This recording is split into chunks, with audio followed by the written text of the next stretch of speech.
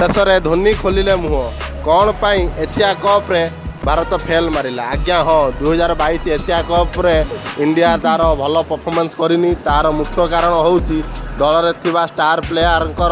प्रदर्शन एतटा भी भल होलानी एवं भुवनेश्वर कुमार जे कि बोलिंग यूनिट को लीड करुले सी मध्य फेल मारिचंती एवं ता सहित जसप्रीत बुमरा दल रे नहांती हर्षल पटेल जे कि दलर गोटे मुख्य बोलर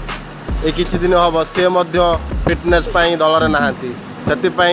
इंडिया एशिया कप रे भल प्रदर्शन करि पारिला नाही। एशिया कप रो प्रथम मैच पाकिस्तान को हराइले मध्य द्वितीय मैच हांगकांग को मध्य हराइतिला किंतु पाकिस्तान पाखरु पुणी हारी इंडिया दलरू बाहर हो जाइछि एवं गतकाली मैच अफगानिस्तान सहित जितिले भी तार किछि महत्व नाही। आमे आशा करिबा इंडिया दल